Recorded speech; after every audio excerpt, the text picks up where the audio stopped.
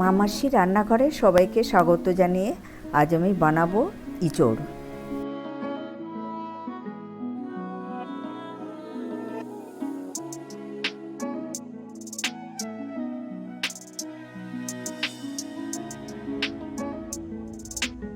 তার জন্য ইঁচড়টাকে কেটে আমি হলুদ জলে ভিজিয়ে দিয়েছি, এতে কালারটা ভালো থাকবে। এবার প্রেসার কুকারে জল দিয়ে একটু হলুদ দিয়ে দেব, তার মধ্যে ইঁচড়গুলো সেদ্ধ করার জন্য দিয়ে দেব। এবার কড়াইতে তেল গরম করে আগে থেকে সেদ্ধ করে রাখা আলুটাকে একটু হলুদ দিয়ে ভেজে তুলে নেব।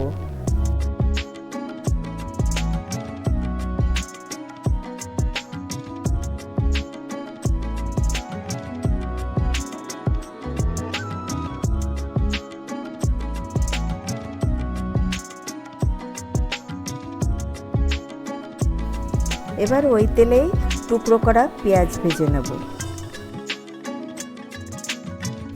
একটু ভাজা হলে ক্যাপসিকাম দিয়ে দেব।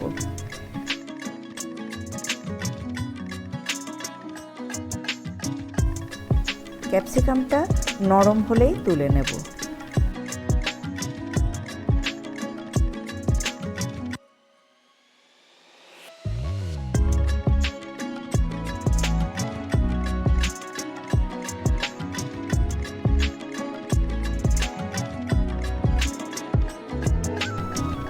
ইঁচড়টা সেদ্ধ হয়ে গেছে, একটা সিটি দিয়েছিলাম।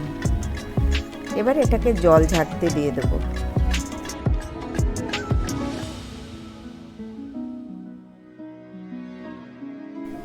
এবার ফ্রাই প্যানে তেল গরম করে ইঁচড়গুলো ভাজতে দেব।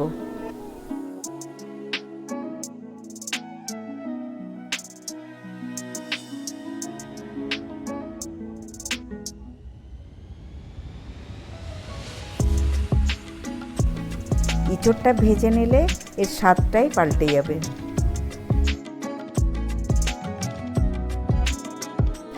এবার কড়াইতে দিয়ে দেব পেঁয়াজ বাটা,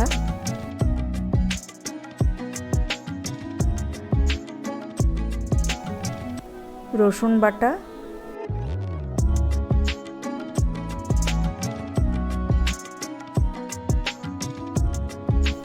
আদা বাটা,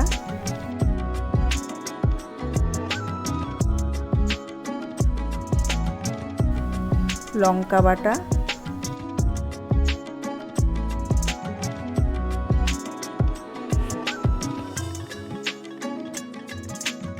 টমেটো পেস্ট,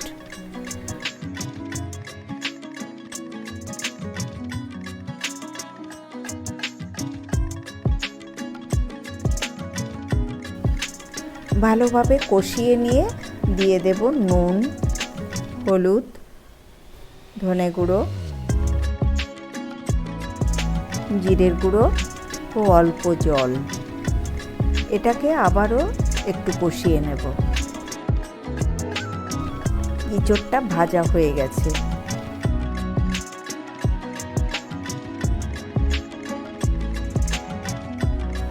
এবার ওই মশলার মধ্যে ইঁচড়টাকে দিয়ে দেব। এরপর অল্প জল দিয়ে মিশিয়ে নেব।